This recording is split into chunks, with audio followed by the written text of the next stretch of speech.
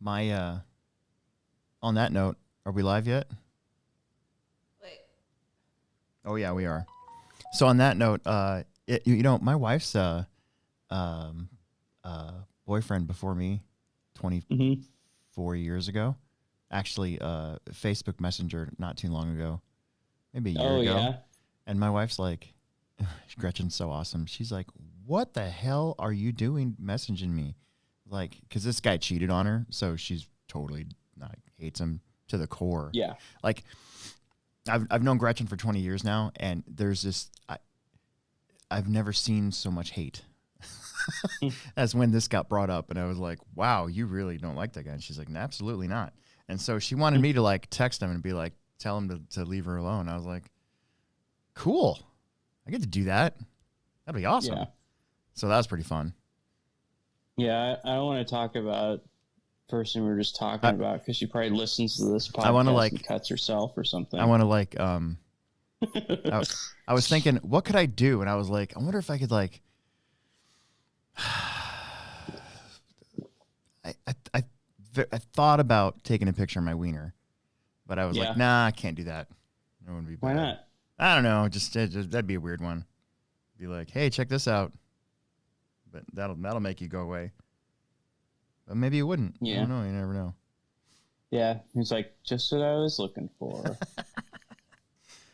Dude, okay. On that note, hey, this is Alex Sturgeon with the Hobbytown Hobbyplex, and with me as always, Will Brenton. And we're here for the Hobbyplex Show podcast. And are you ready to talk about the Dirt Nitro Challenge? Yeah, man. I stayed up and watched it. You did? Why didn't you join my chat? I didn't get an invite, I guess. I don't know. I didn't know you had one. Okay. What? Well, I mean, I put it out there. Oh, I didn't even know I was going to be doing a live watch party chat thing. Well, I had it streaming through my phone through our TV. Yeah. And I just when it's like that, I just didn't look down at my phone. The TV was on. You know what I mean? Yeah. So I might not have seen it anyways. Okay. Well, that's cool. I mean, it was fun. We were on for like 4.5 hours of just me. Really? I was tinkering with that TA07 that I got from Tim to build, and and then at the same time watching the races, and we watched. I came on right when the B main was going on, and then we watched Ashton's race right before the pro race. That was really good. Yeah. So. And he finished 5th, right? 5th or 4th, I can't remember now, but yeah, top 5, I know that for sure. So that's what it's all about. Yeah, I always kind of wondered how I'd do a Nitro at one of those races. I don't know. We'll come back to that. Hang on. So as always, this show is brought to you by Pivot Lending Group and PivotLending.com. I actually forgot last week to mention that at the start of the show and not the end of the show. So I didn't want to skip it this time. But if you get hold of Don Zoller or Aiden Olson's dad and mention the show and get yourself hooked up with a home loan or refinance, you can get a $500 lender credit or 0.125 off your rate.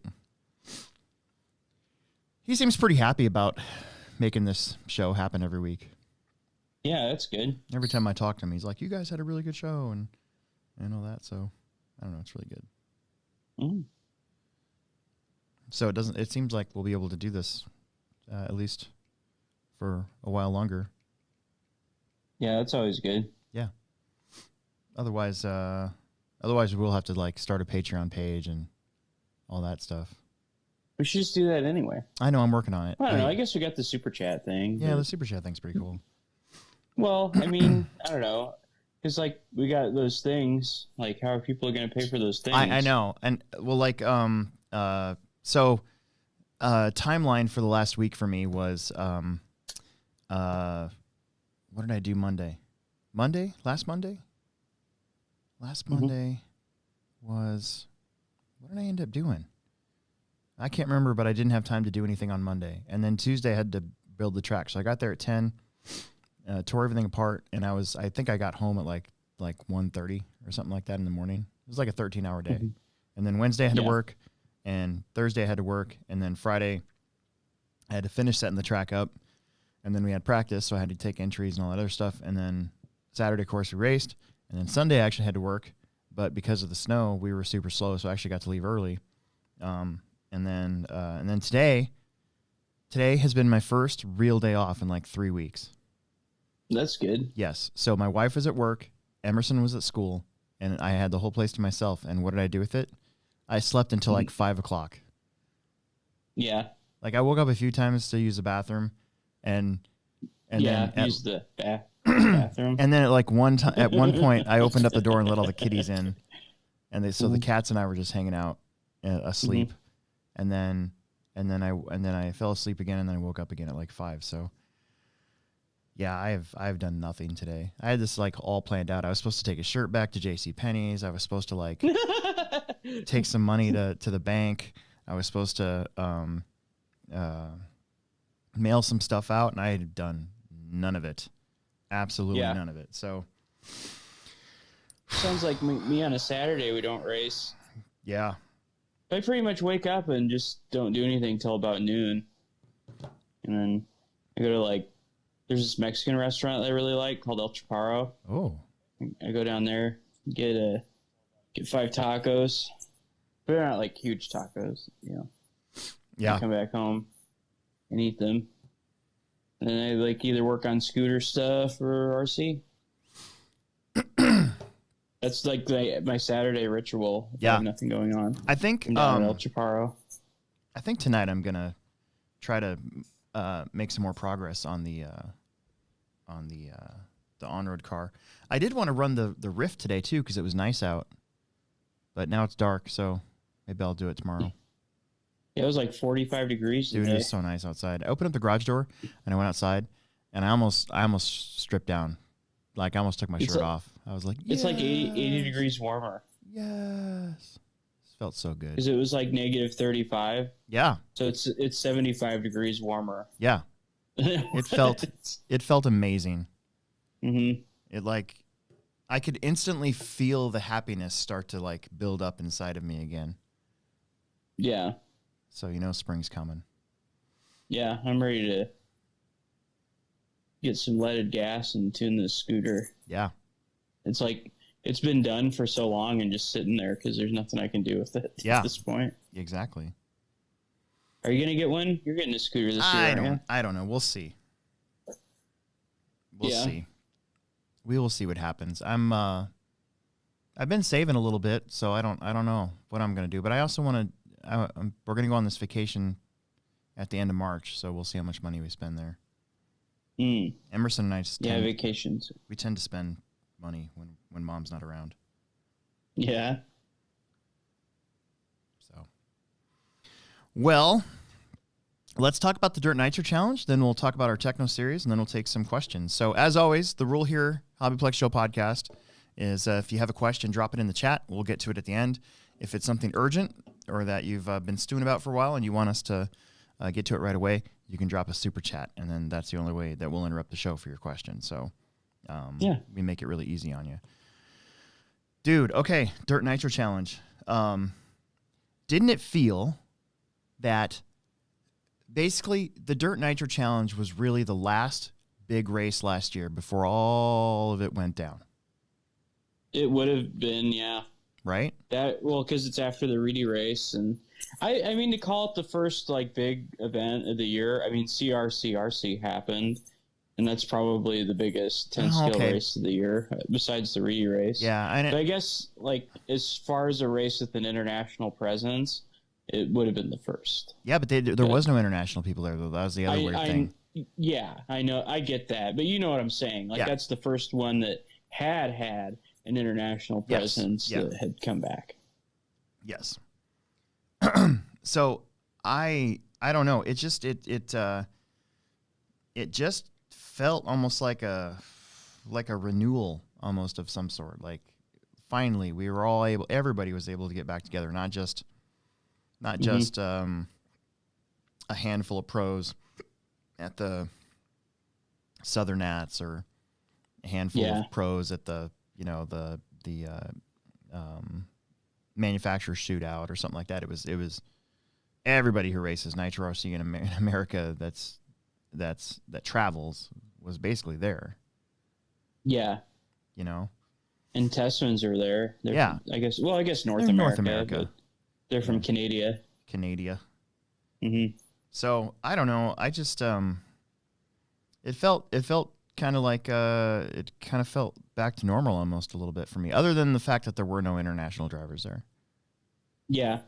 I kind of wonder if the race would have gone any differently. I think Mayfield would have won all three classes regardless. Yeah. I texted Jason like when he won because I was drinking beer when when that happened. I was like, oh my god, it's awesome, you know, that whole thing. But tell him good job for me. Yeah. I want to talk about the local crowd. Especially Ashton Abdul. Yeah. So I think, was it Seth Van Dalen and Mason Fuller that were in the Pro B main? Yeah. And then they kind of finished top 10.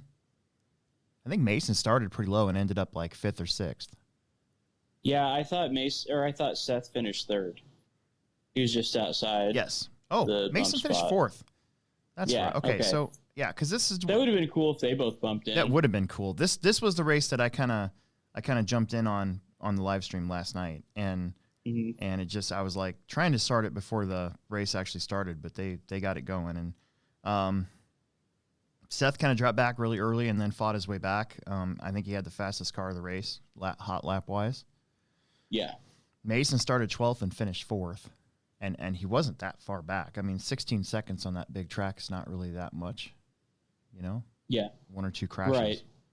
Right. It was pretty impressive to see Tyler Jones just drive away in that one, and until the very end. But I mean, even then, it didn't really matter because they had a lap on everybody.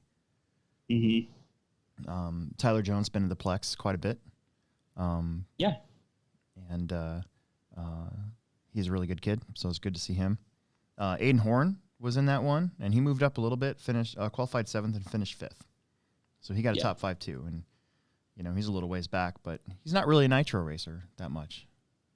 Yeah. Well, I mean, no, I shouldn't say that. He's been a state line the both times I was there, and I guess they race everything. Yeah. But you don't think of him as a Nitro racer, I guess. Right. Yeah. I mean, there's guys like Tyler Jones. I mean, pretty much all they race is Nitro. Yes, that's what I mean. Yeah. Yep, that's what I meant. I think it was impressive for Mayfield to dominate the 3 pro classes, Truggy Buggy and Nitro Buggy.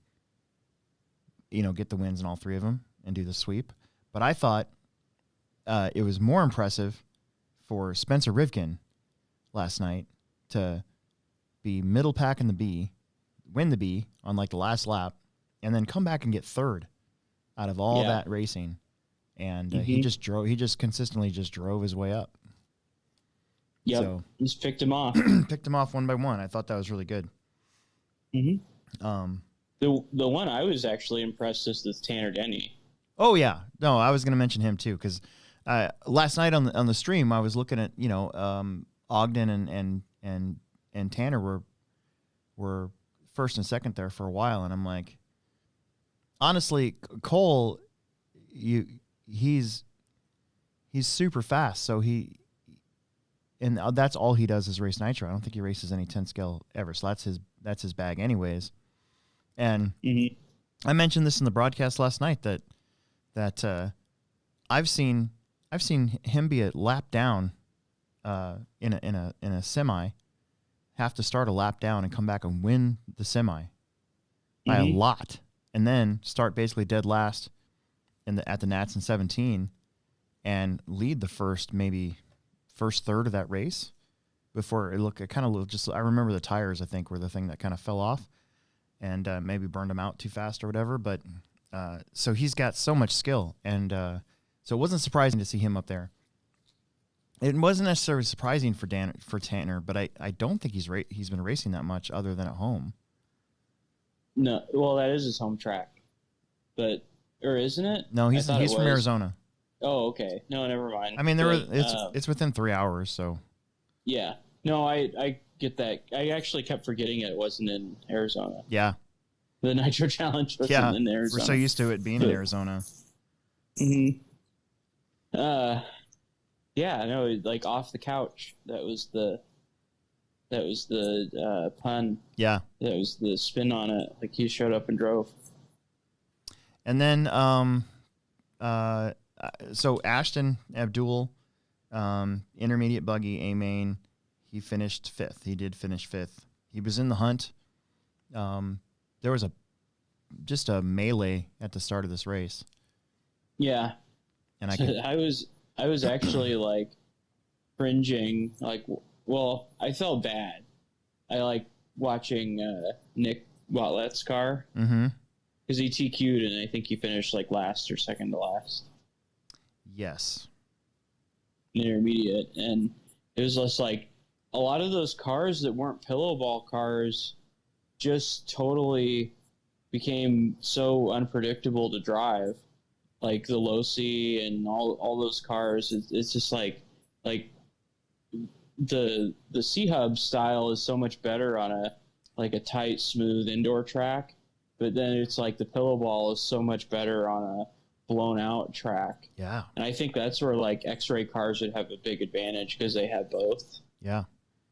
But I don't think it's a coincidence that it was Mugen. I mean, there's a lot of Mugen. And associated, but yeah, and associated, and I mean, pretty much all the C-Hub cars like started out front and just went straight to the back. And then all the pillow ball cars that were maybe a little slower in qualifying just went straight forward because their cars were so much easier to drive through the bumps and stuff. Yeah.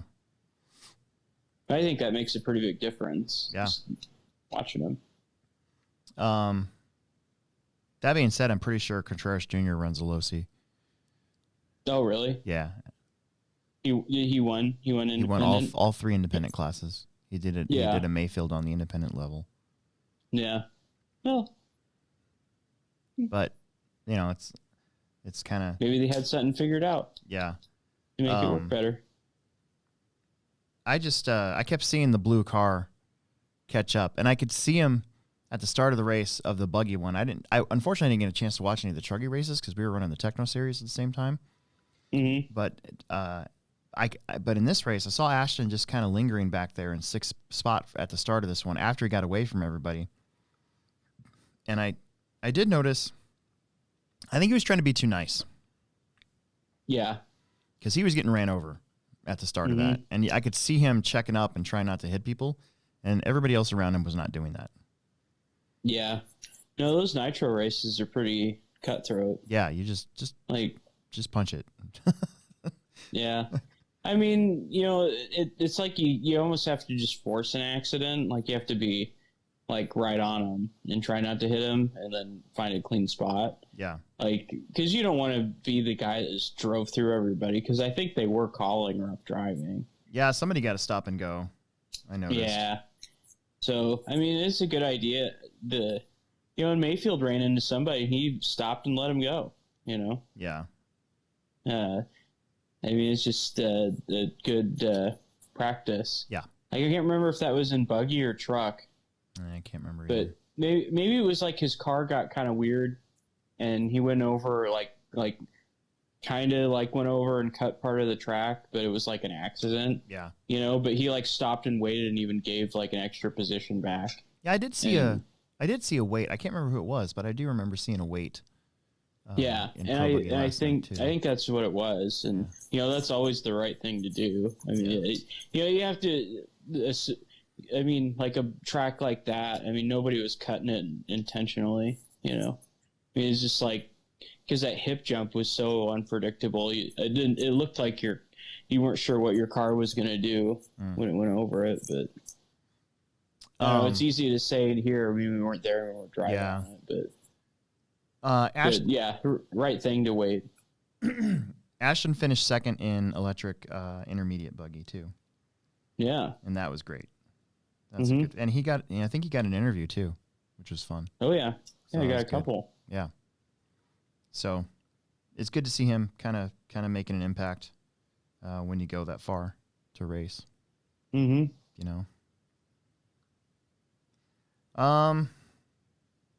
What else is there to talk about? 40 plus. 40 plus. Yeah. With Adam Drake just kind of doing his thing. Yeah, he won by like 2 laps. Yeah, he won by a lot. Yeah. Can you That's pretty believe? awesome. Can you believe some of the comments? Actually, no. Like, it was a little ridiculous. Like, did you see mine? Like, I was like, what do you want? Like a 40 plus pro class? You want another class to separate the 12 40 plus guys now?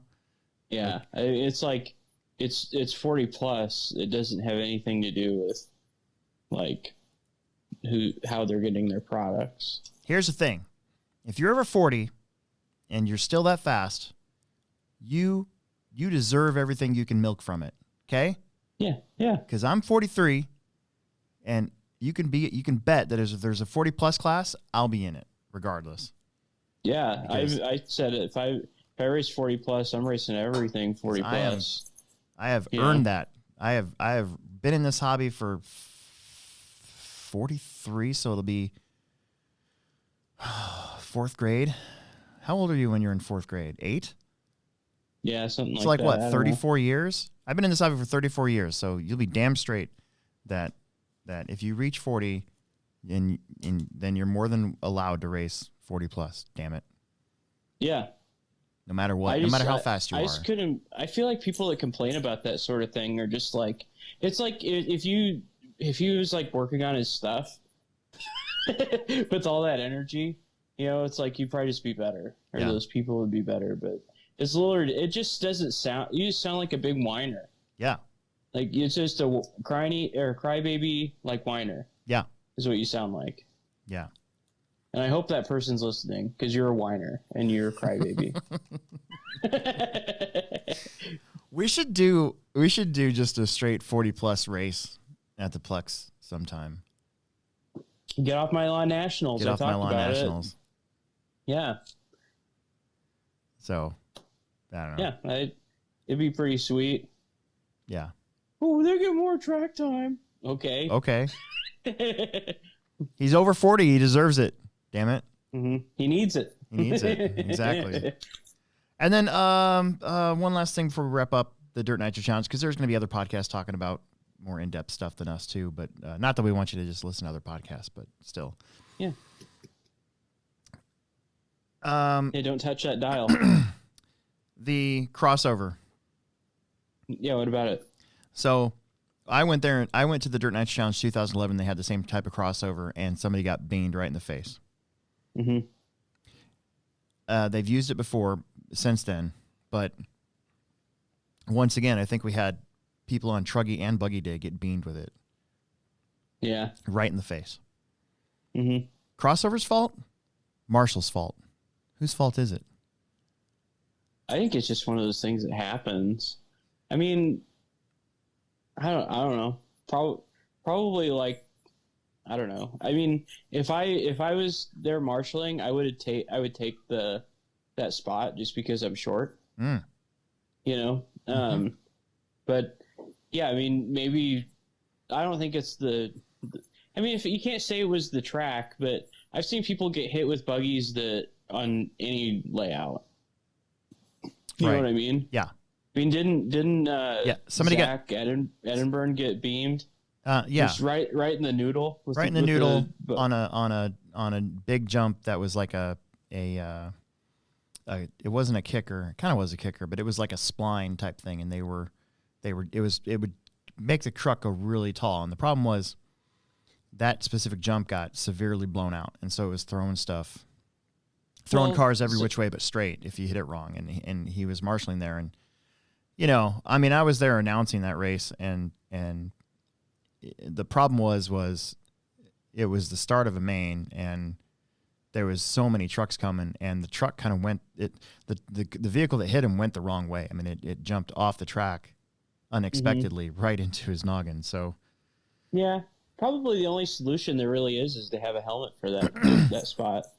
Yeah. But dude, or somebody, have a guy that wears a helmet just to cover that spot. Somebody got hit this weekend at the Techno Series race by a mini truggy. I think it's going to happen with any layout and any circumstances. So I feel like it kind of lands on the marshal, like, to pay attention. Yeah.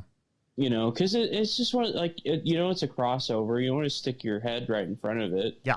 And I know it was an accident. I mean, nobody wants to do that on purpose. And, yeah. like, I'm not trying to say, oh, it was his fault, but it's like, it's kind of one of those things where it's like, you need to be aware of your surroundings a little better just so you don't get hurt. Because, I mean, if I was there, it's like, I would never want that to happen to anybody. Yeah. Especially one of my friends. And it's like, I think it falls on kind of the marshal. Because, I mean, at the end of the day, if you start taking stuff like that out, are we just going to race on a 1980s off-road track with no bumps or elevation changes? Right. I mean, that would be boring. Yeah. So we'd just have Sarcastiball out there on the Nitro track, and nobody wants that. So it's either like, be aware of your surroundings, don't stick your head right in front of the crossover, or pay a guy to marshal the dangerous spot with a helmet on. Yeah.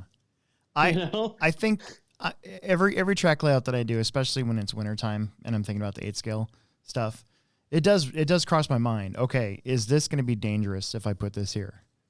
Mm-hmm. And so like the changes I made for that 8-pack, I turned it into a 6-pack. I tried to keep the jumps low. Yeah. Right. And somebody still got bean in the head. Yeah. And I tried to make the jump kind of easy, and it turned out to be really, really hard. So yeah. I don't. Sometimes you're just like, well, shoot. Okay. Yeah. Sorry. And I don't think it's anybody's fault. It's just one of those things that happened. Yeah. But we had a crossover. We probably had more of a dangerous crossover than that one. No, I don't think so. I put a lot of thought into the crossover before we put that in there. Okay. But what I'm saying is we had a crossover and we were aware of it. Like, we were telling people to be careful. Yes. But, and I just think that stuff like that happens so fast, and it's like, oh, my buddy's buggy is flipped over, and you're running in there to try to get it, and then you stick your head up and wham, you know?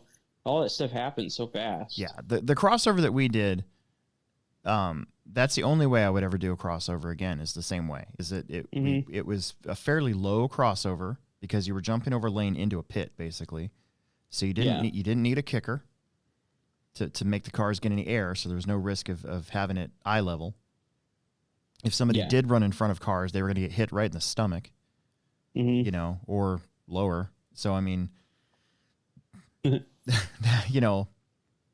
that was the only way I was ever going to do that. And then I made something underneath of it that was really easy. It was just straight. There was nothing to cause a car to hopefully to crash in that specific spot to get a marshal to get in front of the crossover.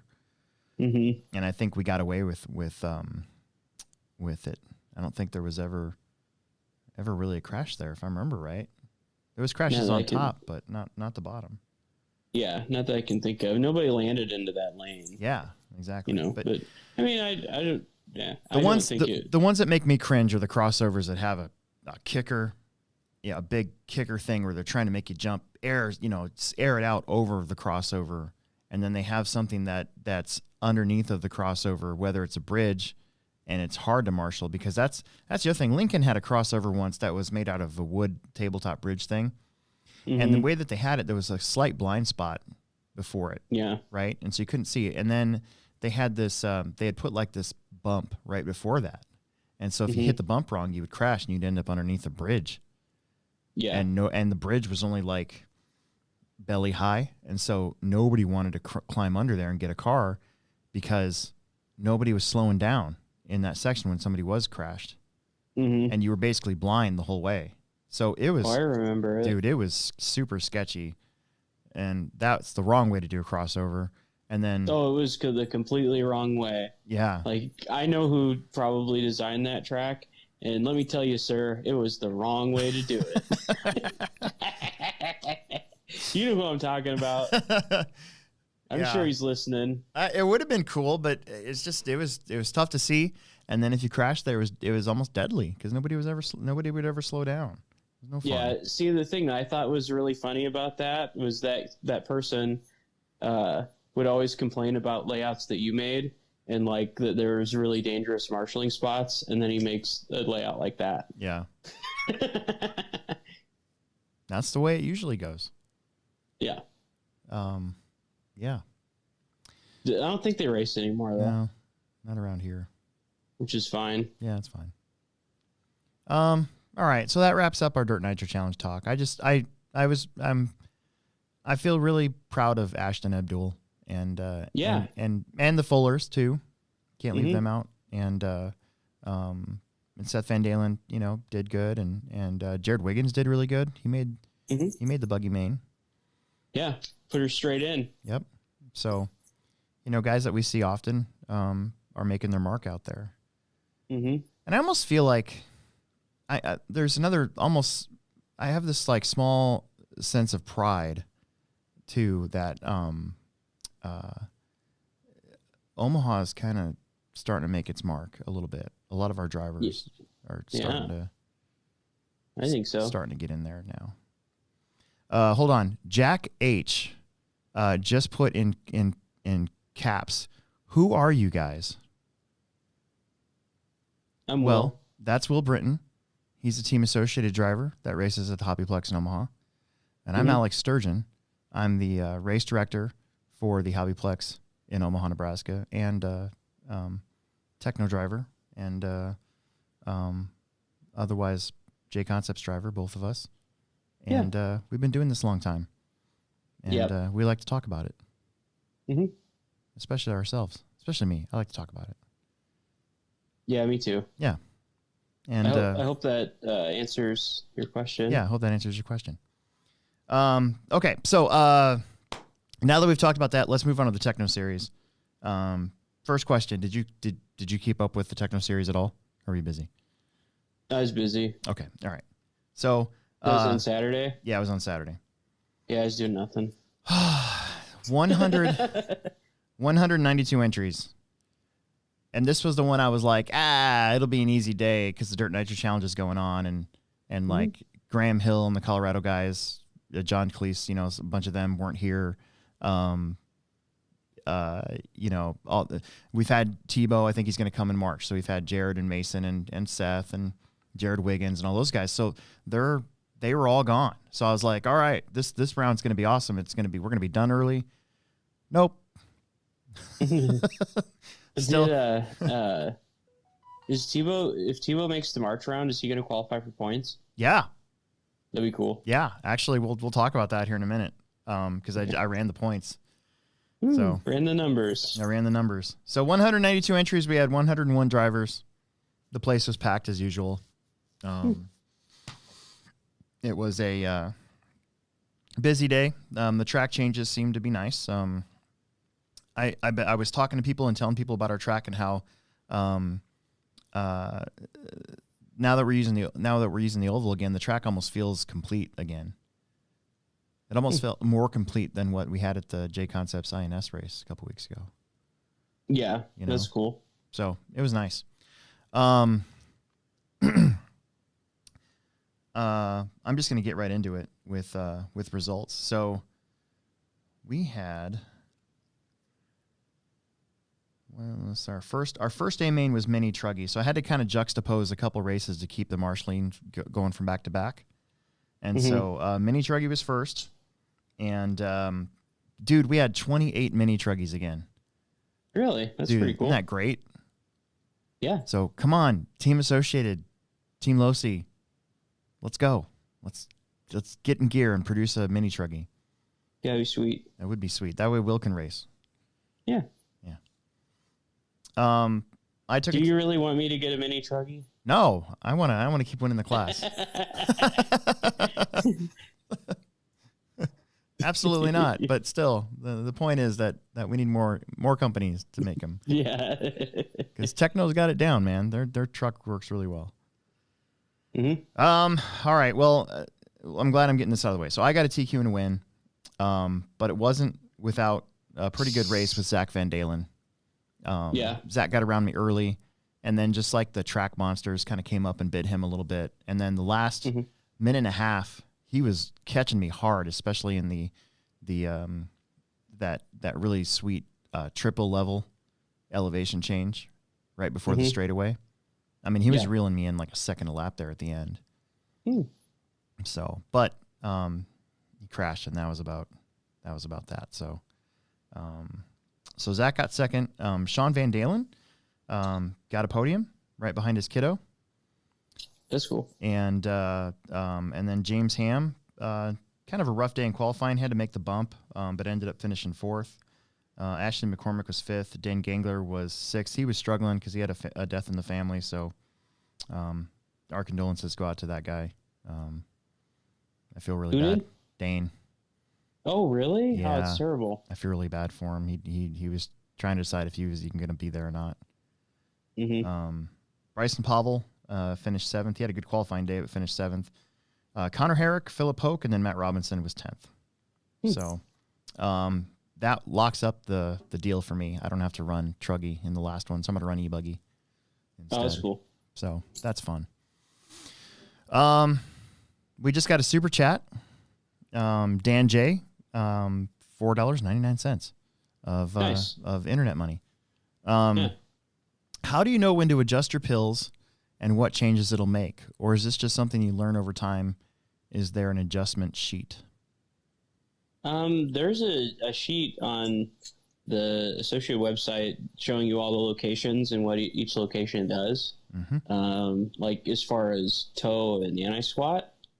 And I think that the manual might break that down, because I know like the more anti-squat you add, the more side bite you're going to have.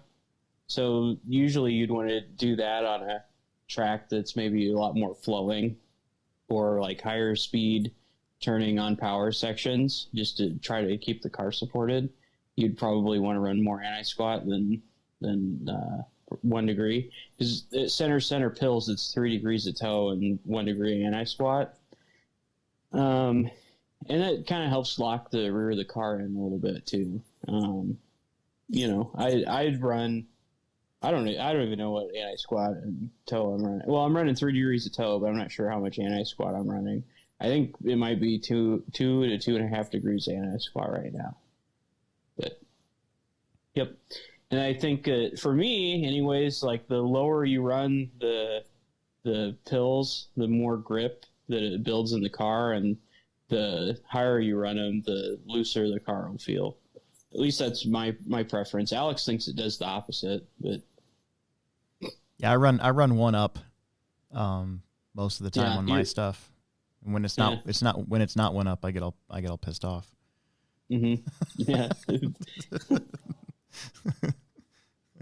But yeah, it's kind of something you got to play with. It's tough to play with pills because it does take a little bit of time. But basically, I think it all. Oh, go ahead. Well, for me, like, I feel like if I need more traction, if I need my car to have more grip, then I lower the roll center, so I raise the hinge pin level. And then if like you're on carpet and you don't need that much grip, you want to loosen your car up, then you lower the hinge pins to get a high roll center. Right? Yeah. I mean, it looks good on paper. Yeah. I think running them lower makes it have more grip. Honestly. Yeah. Well, you and I drive very different though. Yeah, I like people are like Jeremy's texting me right now. Like he says he watches my car and it looks like my car should be like a second a lap faster than it is because of how hard I'm driving. Yeah. It's like my car's just like yeah, like everywhere, and then like you're like a lot smoother than I am. I think.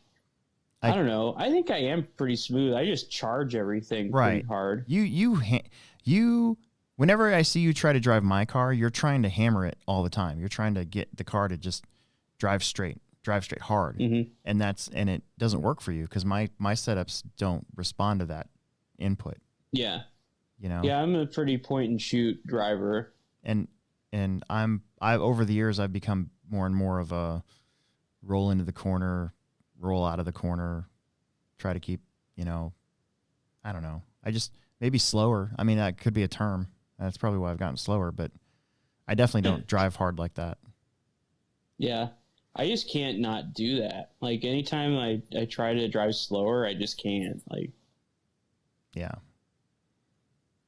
Okay. Well, hopefully that answers Dan's question. If not, we'll see him at the track. Yeah. All right, moving on to results. Let's see. So the Sportsman A main.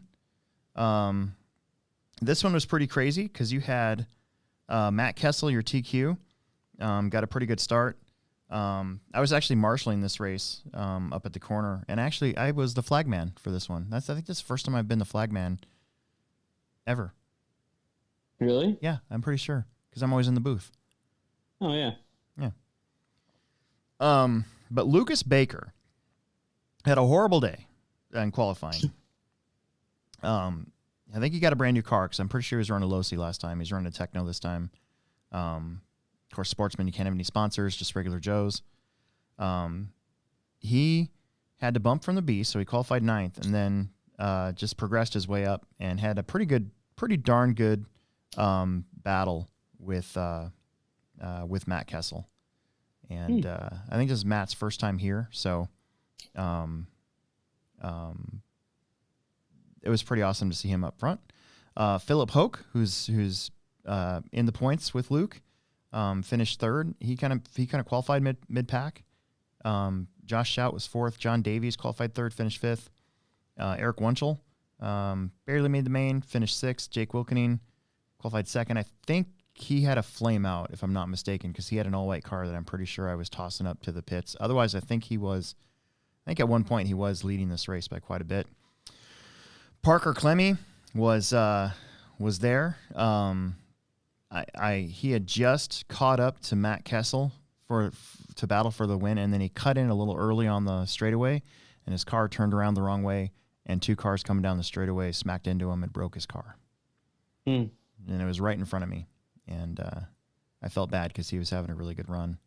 Caden Clemmy, the other Clemmy son of Ryan, finished 9th, and then Tyler Studer, who had a rough day in qualifying too, and ended up borrowing a car to start the main, finished 10th. So Luke Baker basically, who's the dude? I can't remember his name. The 250 rider that was in the LCQ like 3 weeks ago and then came back to win or get 2nd and pretty much salvaged his point season in the 250 class. It was the other brother. There's Justin, and then there's oh gosh darn it, I forgot his name. Well, anyways, I don't know. That's kind of like what this was Lucas was going to have a horrible points day, and it was going to really tighten up the points, and then bam, he wins the main. And, wow, that's pretty cool. Yeah. So, and then expert. So with the kind of the usual suspects at the Dirt Nitro Challenge. This one really was wide open, dude. Mm-hmm. Right? So I'm thinking about all the people that aren't here. So you had Seth Van Dalen gone. You had the 2 Jareds weren't there. The Fullers weren't there. Tom Rinderknecht wasn't there. He's racing electric out in California. Graham Hill wasn't there. So that's like a majority of the normal A main. So you had all these guys that on their own right, they've all made the A main at some point this year, but they were all kind of the mid pack or lower guys on a normal basis when the pros are here, right? Yeah. So that leaves Chris Morant, who did not go to the Dirt Nitro Challenge, and he pretty much walked away in this one. So he took his hot bodies and just drove it out front and kind of stayed there. Nobody really got that close to him. That's cool. Bradley Peterson from the bump from 9th place came up to get 2nd. Wow. Yeah. Greg Baumel got 3rd. James Hamm had a good run in 4th. Jake Stolzing was 5th. Robert Rinaldi was 6th. Aiden Olson was TQ, but for some reason his engine just did not want to run. so he didn't even really get it. He started like 3 minutes late. Zach Van Dalen, he had a rough go of it. He was up there running as well, finished 8th. Jeremy Whiting was 9th, and Mitchell Pavel also did not start, which I thought was kind of funny that once again, Aiden Olson and Mitchell were basically 9th and 10th there for the first 20 minutes. Really? From both of them from did not starts. Oh, really? Because they're always, I mean, generally speaking, a lot of times, not so much anymore. Aiden Olson's been getting faster than Mitchell, I think. But for a while there, they'd basically qualify and race with each other the whole time. Since like 2014 or 15. You know, it's just kind of funny to me. I don't know why that's funny. I will say that this finish did not impact the points in any way whatsoever. Other than help a few guys kind of solidify a top 10. Yeah. So we'll look at that here in a minute. Okay. Pro 4 had Ashton McCormick taking a TQ and a win. Sean Van Dalen was 3rd. Eric Fletcher decided to run short course, and his truck kind of looked like it was sponsored by Joker or the Joker. Depends on which movie you watch, but his purple and yellow, it doesn't look like that on the buggies, but on the short course truck, like it does. Kind of look like the Joker mobile. Heath Ledger Joker? No, probably the Jack Nicklaus Joker. Oh, Jack Nicholson? Or Jack Nicholson Joker. Yeah. Mm-hmm. Easton McCormick was 4th. Tyler Fleming was 5th. Rob Turner was 6th. Rob actually raced. I haven't seen him in a while. Yeah. No deer meat this time, though. Kind of bummed me out. Oh. Nick Schultz was 7th. Tyler Studer was 8th. Tell Mitchell was 9th. And Kyle Quast was 10th. I think Kyle broke out, if I'm not mistaken. I think he was kind of up there a little bit. Mm-hmm. Then you had Truggy, and kind of the same deal. Well, not really. In Truggy, you don't really get the pros don't really run Truggy that often at the Techno Series. Jared Wiggins will do it every once in a while, but that's about it. So all the guys that were in the points battling for points were here. So this one still mattered a whole lot. Not that the other one didn't matter, but you know what I mean. Like it didn't really change anything. This one could. Mm-hmm. Greg Balma with a TQ and a win. Jeremy Whiting was 2nd. Zach Van Dalen was 3rd. Now, I did get a video of this one thanks to Riley Filbert. He videoed most of this race. And he did get the pivotal moment of this race was the last pit stop. Basically, Greg and Zach Van Dalen came in at the same time with Greg leading. And then Zach got the faster pit stop by, a second or so because of Papa Van Dalen. Sean is just super fast on the fuel stick. Oh yeah, he's a stud. Yeah, so he got the really good pit stop and was going, and then I think it was Ben Watson that was pitting for Greg, filled him up, and then put him down basically on top of Zach's car. And so then there was kind of like not so much of after watching the video, I thought it was a pileup, but after watching the video, basically Zach's car flamed out at that precise moment, and Greg was able to drive off, and they got Zach started, but it ended up being a 52-second lap. So he didn't go a whole lap. He didn't go a lap down, but it was pretty close to it. And otherwise, it might have been a different outcome. Greg was driving really, really well, so he still probably could have won it. But Zach was right there on him. I mean, they were having a really good race. Is it just like bad form to keep your starter box on pit lane? Because like whenever I had somebody pit for me, or I pit for somebody else, I have their starter box there, a new glow plug and a glow plug wrench right there, and then the glow plug igniter right there, and their fuel. I think at a is that like a rule? I think at a Roar race you can't have anything on pit lane like that. They have a hot pit. Oh, really? Yeah, so they have your hot pit and then your work pit, and so you have to keep your stuff on the work pit, and then in the hot pit you only have your fuel bottle. That's why a lot of those pit lanes have those little cups for your fuel bottle. Oh, okay. So but I didn't know that. Like I've never run a Roar Nitro event before. but I did a regionals, but at our track, I no, yeah, it's not that big of a deal. Or I always had it like it's almost better. Yeah, it's I used almost to have one of those. Go ahead. Oh, go ahead. I used to have one of those aprons that I kept all that stuff in too. Yeah, Not a starter box, but it's almost better sometimes in our pit lane too to have to bring the truck up and put it on the starter box, I guess, because it does raise the vehicle up even further. And, so and that was always that was always my thing too. Like it was just there. You can use it as a stand. Yeah.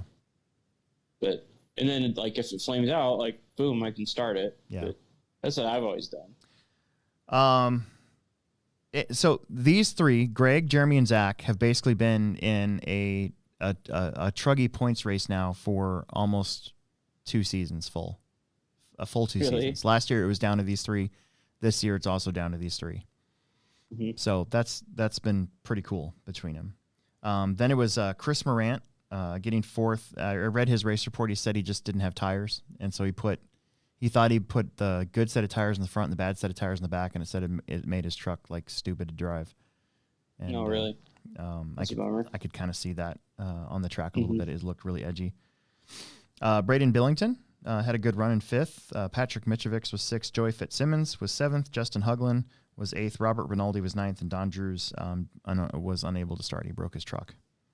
Bummer. So we got a super chat real quick from Lynn Nilsson. I believe he's from North Dakota. Came down this weekend. Said, thanks for all you do. Thanks for a fun race weekend. Ben had a great time at this first Techno Series in Pro 4 and E-Buggy. Nice. Thanks for coming. And that was Ben Ben Beal? I think his last name. Shoot, I have to go back and look. But yeah. So that's fun. Cool. Yeah. I enjoy it when new people come and they actually have a good time. Yeah, that's what it's all about. Good experiences. Worth the drive. Yeah, hopefully. The track was pretty dialed too, dude. Like, really good. Okay, Sportsman E-Buggy. So, Jackson Anderson really crushed everybody this weekend in this class. Yeah, he's got something to prove. He's on a mission. His TQ time would have TQ'd expert. Yeah, he sent me a picture of it. And he just had a really good first qualifier. Like, nobody got in his way. He had no wrecks, no nothing. It was just a solid run. He couldn't get the same. He could not duplicate it in an expert because he raced both. Mm-hmm. Yeah. And here's the deal. There was a little bit of I had one person grumble to me about him racing in Sportsman. And I'm like, okay, here's the deal. The rule is if you're not sponsored, you can race Sportsman. If that's what you want to race, you're more than welcome to race Sportsman. Okay? That's like the only rule. If you want to race expert too, I am okay with that. Some of these people only have one car. Like Jackson, he's only got one E-Buggy. So if he wants to race a second class, I'm totally cool with that. If he had any sponsors at all, he'd be an expert and he wouldn't be in Sportsman. But he is in the points in Sportsman too. So sometimes you see this in Plex Spec too, where like, let's say in May, some kid starts racing, he wants to race Plex, he wants to win Plex Spec, right? And he's doing, 10 lap runs or whatever in May. And then by September, he's doing 12 and 13 lap runs in 5 minutes. Well, at that point, what am I supposed to do? Kick him out? He's been in the points the whole time. Yeah. That's not fair to him that he got just because he's gotten better over the season. Right. Now in club racing, I would be like, all right, dude, let's race some independent or let's race an expert buggy or something. But if you're in the points and you're following the rules, it's fine. It's fine with me. Maybe next year he won't run Sportsman. And if he doesn't have a sponsor by then, like, he could still run Sportsman. Yeah, exactly. So, so the person I told, I ruined it. I missed the kickstart, but I'm thirsty anyways. The person that I told, or the person that was bothering me about it, not bothering me, but the person that brought it up, I basically told him, I said, look, dude, he's not sponsored. I'm like, get over it and drive better. Yeah. And then I walked away. Because that's the truth. This has to be our most controversial show ever. Isn't it? It might be. Controversy. Mm-hmm. If that's the only controversy we have anymore at the Hobbyplex, I'm totally okay. Yeah, I mean, whatever. Because, back in the day, when people would threaten to fight each other and stuff and throw cars everywhere, and we have it so much nicer now. Yeah.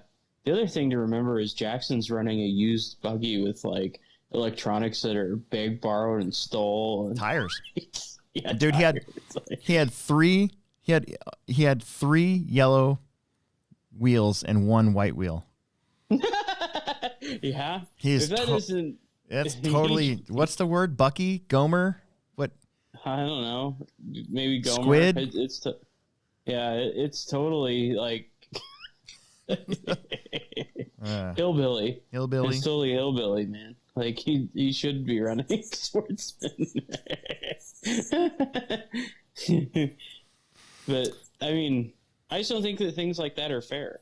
Yeah. To me. But anyway, not to keep talking about it. But. Yeah. Troy Jackson qualified 6th, finished 2nd. He had a good finish. Connor Herrick qualified 2nd, finished 3rd. He was the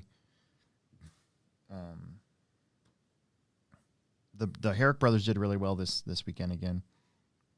Philip Hoke, who's part of that points battle, finished 4th. Bryson Pavel was 5th. Parker Clemmy was 6th. Tyler Fleming was 7th. Mark Gerard, it's his first time. I think he came up from St. Louis, finished 8th. Wade Boyd finished 9th, and Dane Gangler finished 10th. He pulled off a little early. I think his car broke, if I'm not mistaken. Yeah. And then we had Expert, last one, and then we'll talk about points, and then we'll move on a little bit here. So Mason Herrick, I think, was the only other one to get a 13-lap run on the day. And he TQ'd and won. Only by 9 seconds, though, as Mitchell Pavel had a pretty good race going. Qualified 5th, ended up finishing 2nd. Yeah. Jackson Anderson qualified 10th. He had to make the bump. Didn't even win the B, and he ends up finishing 3rd. Nice. And I thought he was going to catch Mitchell and give him a run for his money, but I think he crashed a couple times there at the end. Yeah. John Kinzer was 4th. Easton McCormick was 5th. Eric Fletcher was 6th. Drew Dawkin was 7th. Jake Allerherk was 9th. Ben Watson was Jake Allerherk was 8th. Ben Watson was 9th, and Kyle Quast again broke out of his main. Kind of lame finish, but still made the main and 10 and finished 10th. And I pretty much once again in this one, because a large cast of characters weren't here, basically this meant almost nothing in the points. Yeah. Other than kind of a few guys kind of solidifying a top 10. So. I really want to build an e-buggy next year. Yeah, I'm looking forward to racing next month. I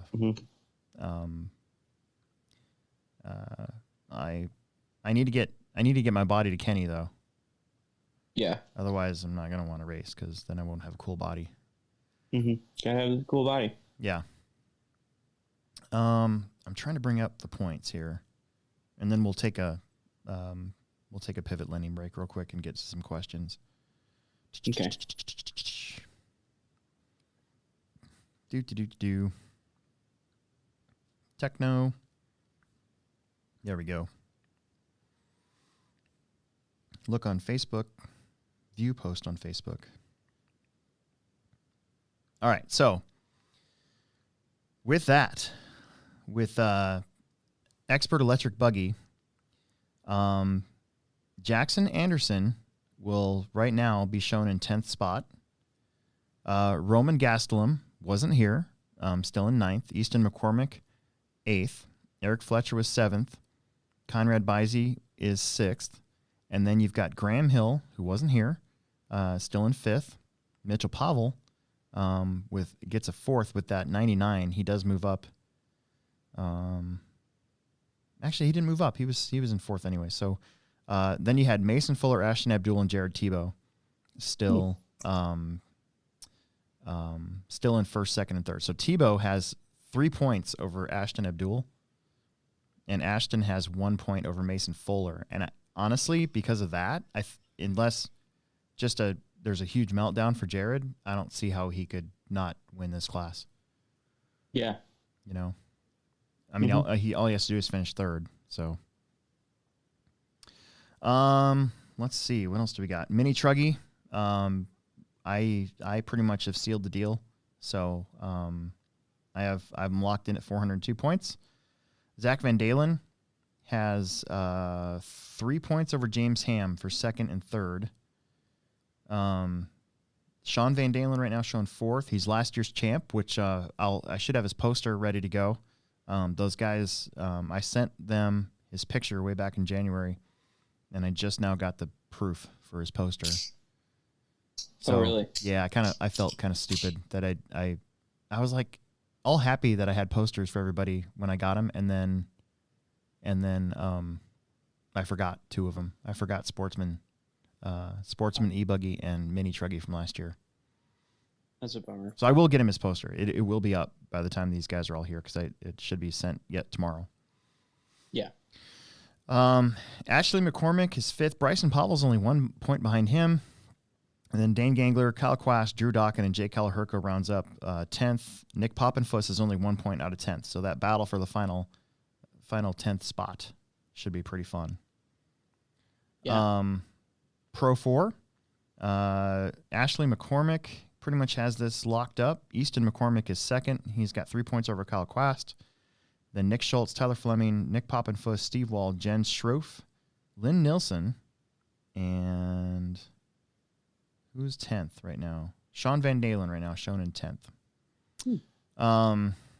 Sportsman E-Buggy, Jackson Anderson right now has the lead. He's got a 91 for a throwout. Philip Hoke has a no-show for a throwout. So he's got 3 points over Philip Hoke. So it's not over at all. So Jackson has to make sure he does. It looks like all he needs really is a top 3 for the next one. Troy Jackson and Bryson Powell are tied for third and fourth. Parker Clemmy, 5th. Derek Myrtle, 6th. Dane Gangler, 7th. Josh Shout, 8th. And then why did it just do that? I hate that. It does that. Tyler Fleming, 9th. And Nick Poppenfuss right now in 10th. He's got a pretty good lead over Brian Kiever in 11th. So there are 48 right now still eligible for a kit in Sportsman Electric Buggy. Nice. That's crazy. Truggy, you've got Greg Baumel, who right now has the lead. Jeremy Whiting is 3 points behind him, but with the throwout, Jeremy Whiting would actually be ahead. So this one's not done yet. And Zach Van Dalen is in the same situation. He's tied with Jeremy, but his throwout is a no-show in round 1. So right now, Jeremy's got the 2 spot. That's cool. Braden Billington, 4th. Robert Rinaldi, 5th. Patrick Mitrovic, 6th. Chris Stapes, 7th. Wade Boyd, 8th. Darrell Wallen, 9th. And Scott Schroef is 10th. And, wow, Scott and Brad Horsch. Brad Horsch is in 11th. They are tied for that 10th spot. So, again, the race for the top 10 will be interesting. Yeah. Expert Nitro Buggy. So this one's crazy. Mason, Jared, Ashton, Graham, all were not here. And so now their throwout is a 0. Mason's got 300 points in first. Jared Tebow has 299 points in second. So this one could come down to a crazy tie. I hope not, but it's possible. And if it does, it looks like, let's say Mason gets second and Jared gets a TQ and a win. Mason would have the better throwout by 1 point. Okay. Ashton Abdul is almost 10 points back in third. But still, getting third with these guys would be pretty cool. He's got 3 points. But anything can happen, though. No, that's true. You just take him having an extremely good day and one of them having a pretty bad day, like just breaking out. I mean, Yeah. that would make up that difference. Yeah. Yep. Greg Baumel with his third place. It looks like it scoots him up to fourth. Graham Hill was not there. He's at the challenge being a pit guy for Jared Tebow. So he drops, that's a good reason not to be there. Yeah, he drops to fifth. Chris Morant's win looks like moves him up a bunch to sixth. Jeremy Whiting seventh. Bradley Peterson eighth. Mitchell Pavel ninth, and Zach Van Dalen right now sitting 10th, just in front of last year's Sportsman champ, Jake Stolze. And then Sportsman Nitro Buggy, you got Luke Baker. He's got a 4-point lead over Philip Hoke. Luke's got a 92, and Philip's got a no-show, got a big fat goose egg. So right now the throwout would go to Luke. John Davies pretty far back there in third. Parker Clemmy fourth, Josh Shout fifth, Tim Crystal sixth, Jake Wilkening seventh, and then Scott Schroff is eighth, Brad Horse is ninth, and Steve Johnson is 10th. Okay, Pretty cool. Let's do a pivot break, and then we'll get to our questions. There's a few questions on the chat, so and I think we're actually doing pretty good on time. So Okay. we'll see if my sister knows how to do this because Richard's not here. Richard. And now, a word from our sponsors. This is a Pivot Lending Update with David Olson and Don Zoller. Get some. This is David Olson with Pivot Lending Group. Wanted to give you an update on Pivot Lending Group. We're growing, and right now we're at 135 employees. Over the last 2 years, we've grown from 35 employees to 135, so up 100, and we're building our new headquarters, which is going to be in Littleton, Colorado. Really excited about that. It's about 15,000 square foot building that will house our underwriting, our processing, our closing, our subservicing department, our marketing department, all of those in one place, which is going to be fantastic. Pivot Lending is now in 15 different markets with offices in Irvine, California. We have 2 offices in Scottsdale. We have an office in Boulder. We have an office in Denver and also Colorado Springs, an office in Omaha. We have one in Wichita, Kansas City, also Las Vegas. We opened an office in Las Vegas, and we're growing into New England. So I suspect you're going to see probably 2 or 3 new offices popping up this coming year. If you're in the mortgage industry and you're looking for an opportunity to start out with a small family-run business that's growing, this is a great opportunity for you. Give me a call, 402-881-5951.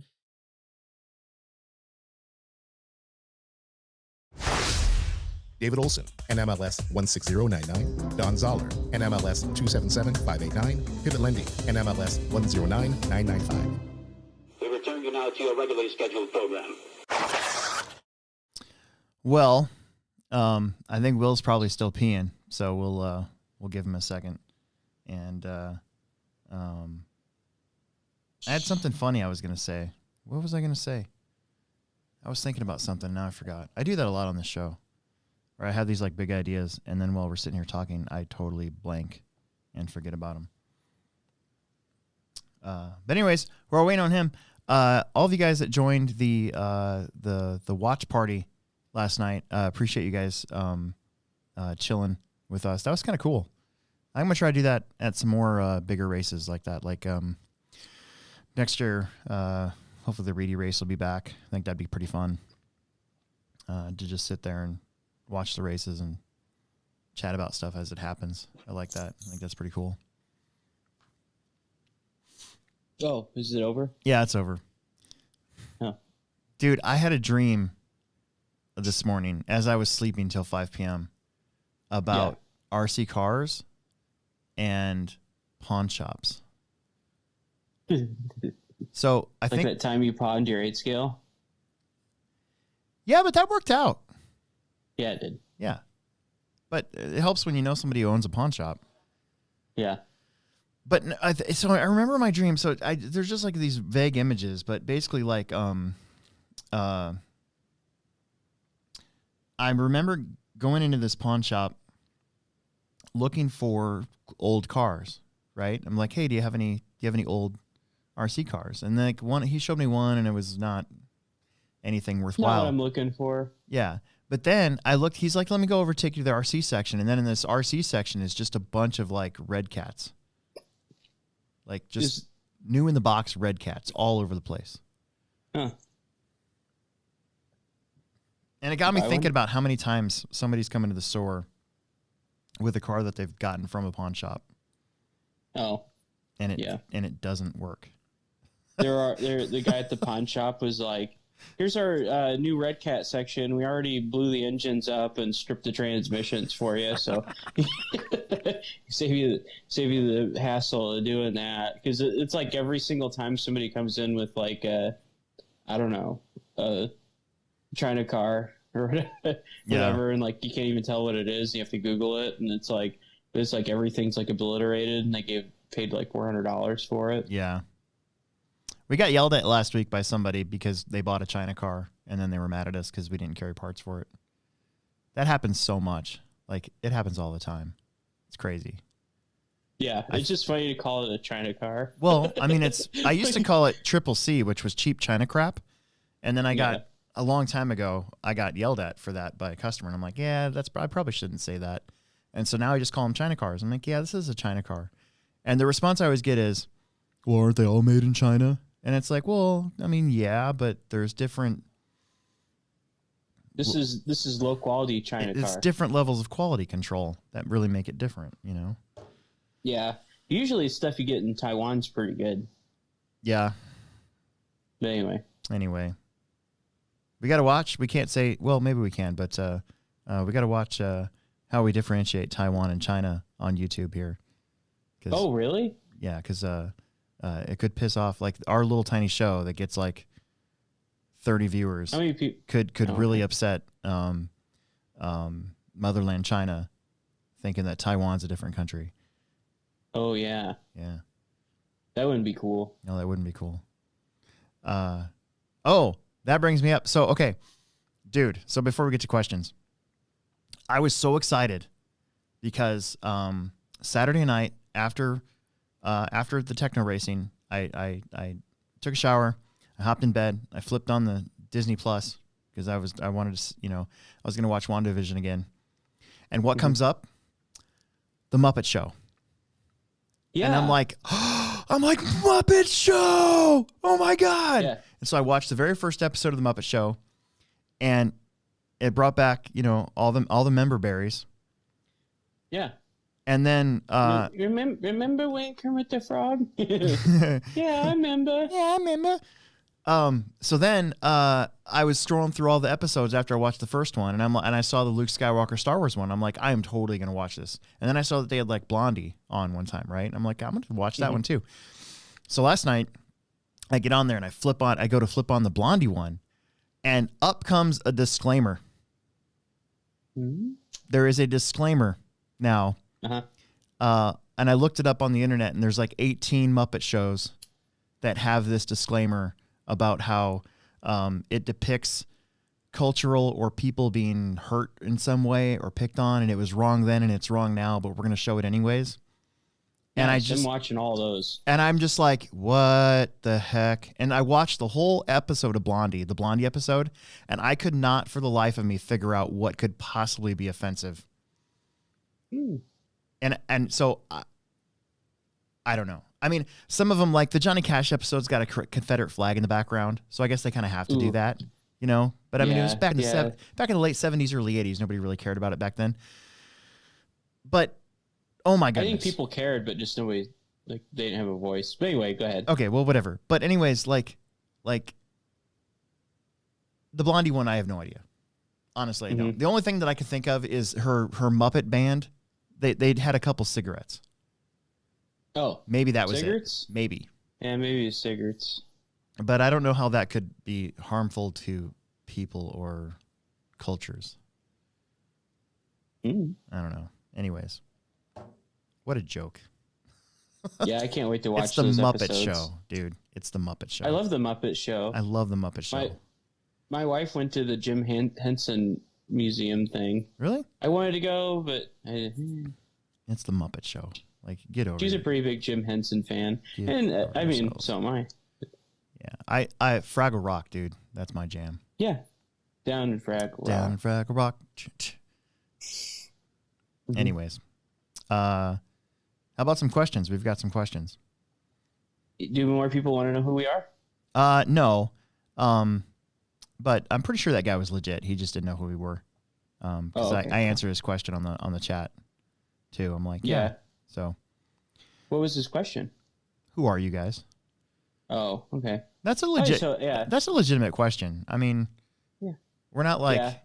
you and I both aren't necessarily big names in the No. RC industry in No. any way, Nope. shape, or form. Yeah, never have been. Probably never will be. As much as I've tried. Yeah.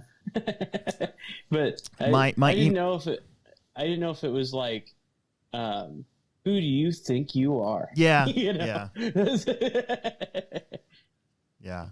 My email address is top qualifier, not top finisher. Oh, yeah. I've been thinking of that a lot. Like I've TQ'd a lot of races, haven't really finished on top of in a lot of races. Yeah. So that's why. You too, huh? Yeah, me too.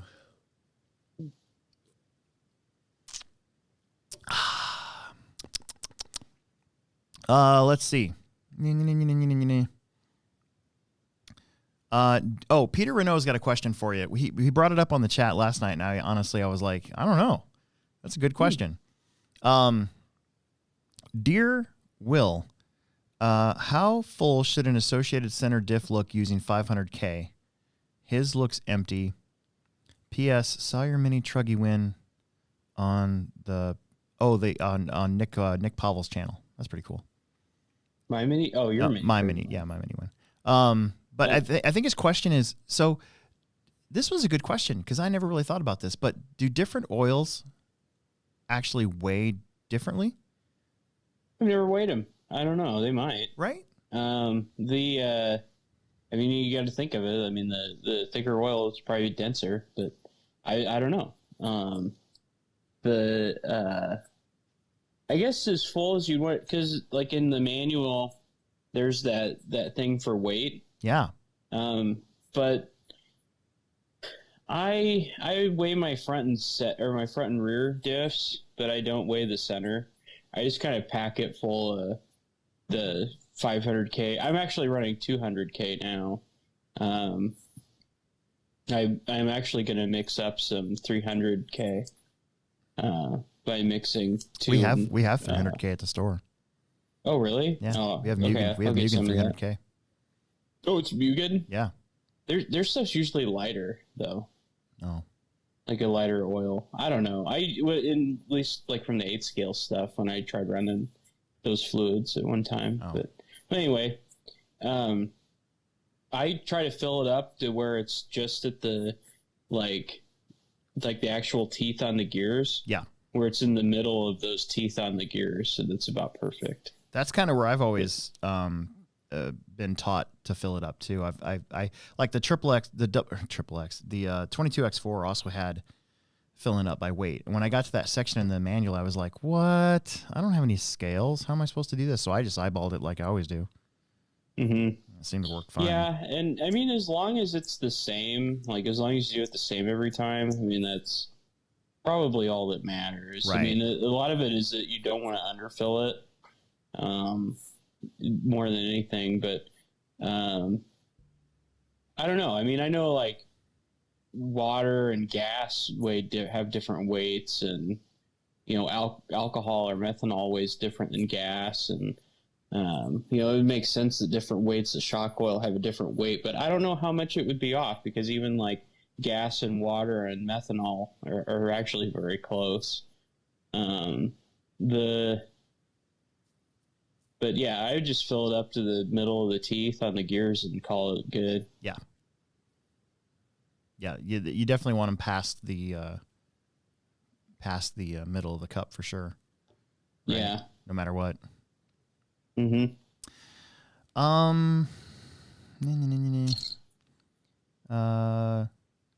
So we had a new sub yesterday during the during the broadcast. The X Tazfast X says he's 52. Nice. And he needs a 50-plus class. Yeah, you do. Does anyone know a good setup sheet for the 22X4? GT Fakey, dude, mine, I didn't change a thing from stock setup, and my car was freaking dialed. So I would just start there. Like, go to the Losi site, go to setups, click on stock setup sheet, and that probably will do you just fine. Yeah, usually the stock setup for any manufacturer is going to be pretty decent. Yeah. That car was really good out of the box with no changes whatsoever. Mad Thunder, drag brake versus no drag brake. What do you prefer to use? You don't use any drag brake, do you? I use it a lot. Do you? Yeah. I actually just turned mine down some.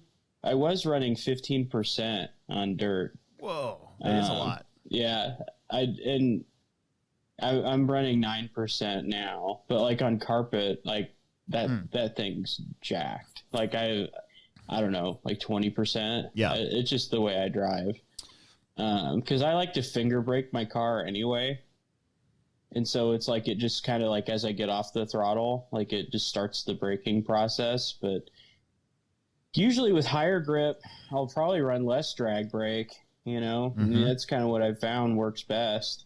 You know, it's like kind of it just depends on what you like and what class you're running. If you're running stock, you want no drag brake because that motor has so much resistance anyway. Yeah. You know, like the good stock motors, it's like you need a cheater bar to turn the motor over a notch. But yeah, I was running pretty high. Now I'm still on the high side probably for most people, but yeah, I'm running 9% now, and I was running 15 last Saturday, 2 Saturdays ago. So back when I used to run the Novak stuff, when I was sponsored by Novak, those last couple of years, I ran a lot of drag brake, but the reason why was because the Novak finger brake honestly wasn't very good.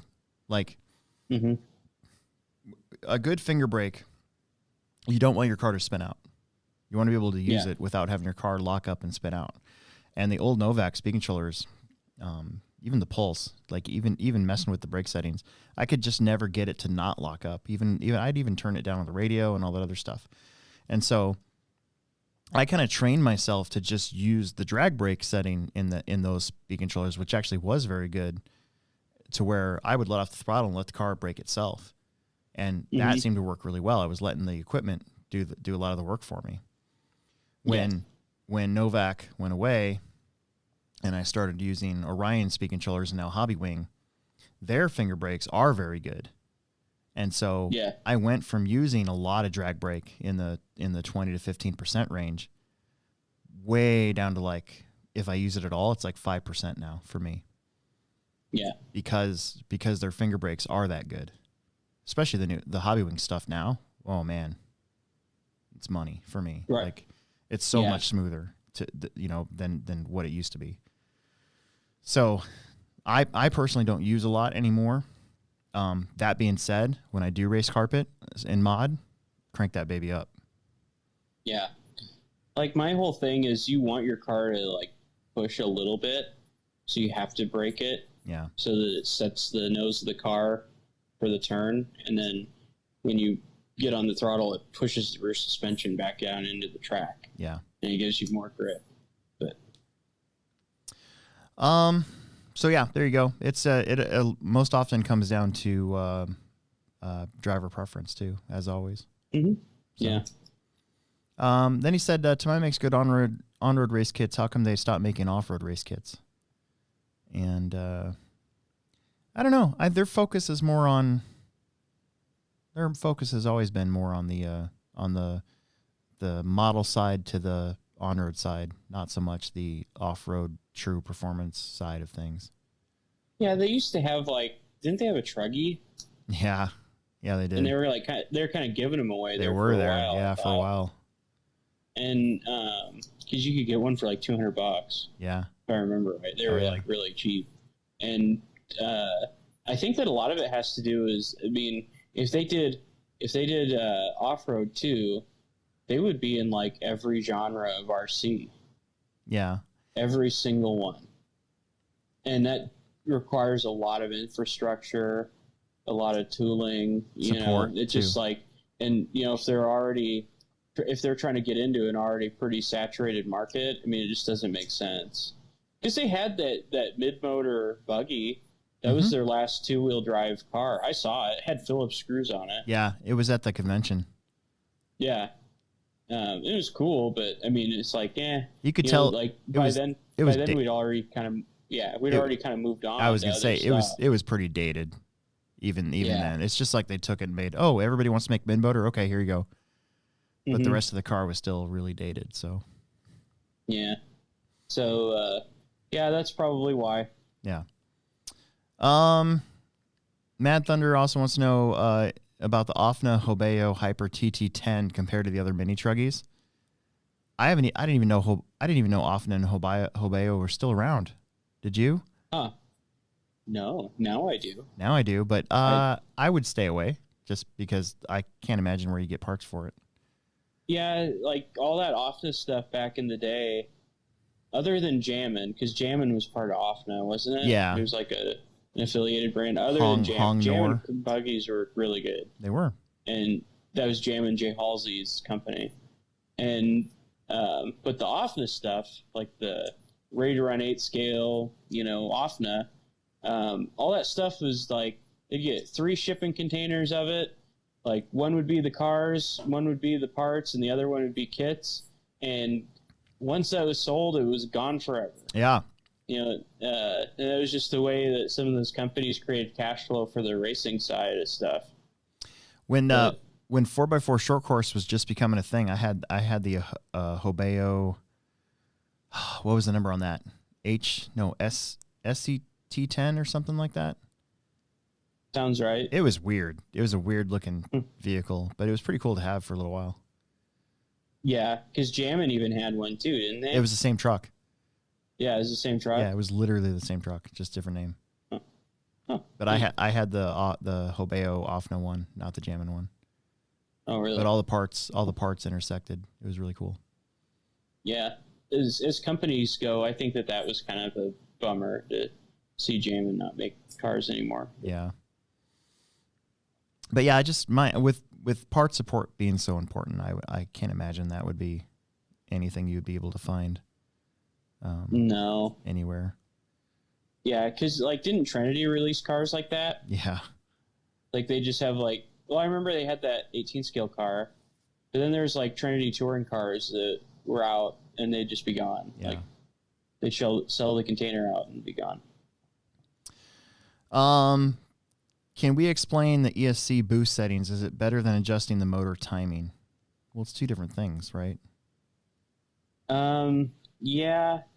So like, I almost have to get a manual out to explain that one. Yeah. Like boost is like straight away timing, like when you hit full throttle, but then there's also like turbo timing.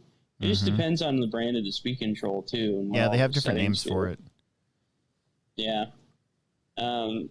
If you're racing stock, you can't do any of that. Right. But like my 2-wheel buggy and my 4-wheel, I run them both at 20 degrees end bell timing, and I never touch it. And I do everything else in the speed control. I think it's more consistent for me. I think mod motors should be set around 30 or so. Oh, really? For timing. Don't you think? Huh. Yeah, I don't know. I run 20. I've always run 20. I guess. I never at 0 though. So it's weird because some motors you get like Macklin motors there for a little while when you and I clearly I'm not an engineer. So I for a little while there I was running a couple of Macklin motors at 0 timing because they came they came out of the box that way, and I didn't even look at it. I just assumed they'd be set where they needed to be. Mm-hmm. And I remember I think it was the Nats since 2016. I'd just gotten a brand new like 7.5 motor, and I put it in my car, and I'm like, holy crap, this thing's slow. Why is this thing so slow? And then I realized that for like 2 months, I'd been running it with 0 degrees of timing. So when I put it up to like 25 or 30, where I pretty much run all of them now, it woke it up, and it was nice and fast. Yeah. So always look at your motor timing when you get a new motor, because sometimes they're not set at anything. Maybe I should try turning mine up. I mean, my motors just come at 20 degrees. I just never touch them. Oh. For the reedy stuff is always 20. Yeah. At least for mod. If I feel if we got a section on the track that I can't quite hit right, I'll mess with the actual mechanical timing of the motor a little bit. I've had my 7.5 as high as 40 once. We had this really? Gigantic triple that one time, and I couldn't make it. So I went in and I just need a little bit more speed. So I turned the timing up on the motor. I don't know. I don't like using the speed controller boost myself because I always screw it up somehow. So I feel like if I need to motor up, I just motor up. Yeah, mine's a pretty mild tune, but I run the mid-range tuning rotor in my 7.5, so it's like there's the stock one that's pretty torquey, and then there's one below it that's even like lower end torque. Then there's the one I run, and then there's like a higher speed one, and I run the one like right here, like for the more RPM, less bottom end. Yeah. And like I've let people drive my car, like Tom thinks my cars are too fast, like my 2-wheel. He thinks my car's too fast. But then like Tebow's driven my car, and he didn't really say a lot about it, but he's like, it's just as fast as mine. And then Aiden Horn drove my car. He was like, this has a lot of power, but it's like a lot of usable power. Like it's like your car's faster, but you can actually use it. So I think my settings are probably pretty good. Yeah. We actually got quite a few more questions, and we're kind of running long on time, so we might just cut this a little short. So, no, that's fine. Let's answer. My sister's looking at me like, "Are you guys done yet?" Okay, really quick. How often does Team Associated come out with the 2-wheel drive buggy? Do you think a new one's coming? And I personally think they do. They have a new one coming, I bet, because they've been out of stock on a lot of stuff, and they're discontinuing a lot of parts all of a sudden. So I do think a new one's on the horizon. I don't know. What is your plan for the track build for the spring race? Zeke Bellinger? I have no idea. I haven't even looked at a drawing yet. I've been so busy these last 3 weeks. I don't know. I really don't. Wanting to get into racing, where can I find the different race information? Truggy, E-Buggy, 2-wheel versus 4-wheel. Gosh, there's no real good source for that right now. I haven't personally made up any flyers or anything that has that down yet. Yeah, there's those. What do they want to know? Like class rules and stuff. Yeah, I mean Roar. You can go to Roar, but their rule book is so long that it's very easy to get lost. You made those videos like a year ago. Oh yeah, where you went and found other people's cars and like explained what they have. Yeah, that's true. And like what you need for each class. Those would be a good one, because then you actually see what it looks like. You aren't just reading text. Yeah, no, that's totally true. That's true, and they're either in track videos, or I think they're in the track video playlist that I have. Yeah. That's about it for now. I'm gonna skip some of these. Come back next week. We're running long on time, and my sister wants to go home. She's tired. Do one more. All right, one more. When is the 1,000-lap Enduro? I don't know. I was thinking the first weekend in May. So we'll see. The carpet one's coming up. Yeah, that's what I heard. I think we were going to be on a team. Apparently. Yeah, we'll see.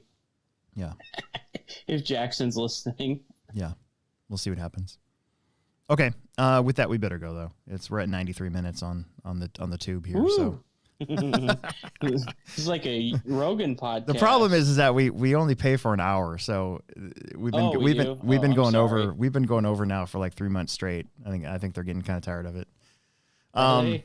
Okay. We're gonna need more internet. Yeah, we're gonna need more internet money. Okay, so that's it. Big thanks to Pivot Lending Group, pivotlending.com. You can find them there and get a hold of Don Zoller or Aiden Olson's dad and get yourself set up with a home loan. So if you're in the market for a new house or you want to refinance, get a hold of them, and they'll get 0.125 off your interest rate or $500 lender credit. And then Weberized Studios here. If any of you guys out there are interested in doing your own podcast, that's what my sister's job is to have you guys be awesome. And they can even do it remotely because a lot of it, it's because of us, isn't it? The remote stuff. I mean, they pretty much learned how to do it with our podcast. So, so I feel a sense of... You could do a podcast about drills or, going 25 miles an hour in a school zone or whatever. Yep, All exactly. kinds of podcasts you could do. Yeah, exactly. I should do a scooter podcast. Yeah, you should. Absolutely.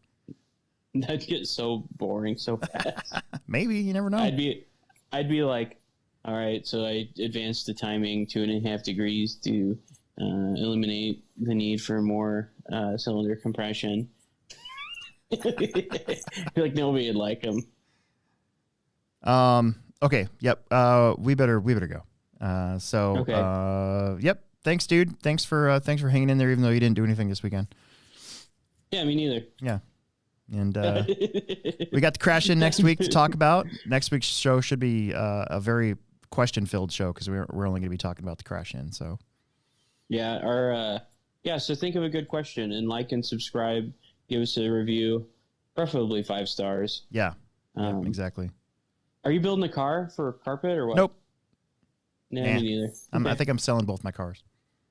Why are you selling your 2-wheel? So I can get a new one. Oh, all right. It's about that time. Anyways, we better go. All right. Okay, bye.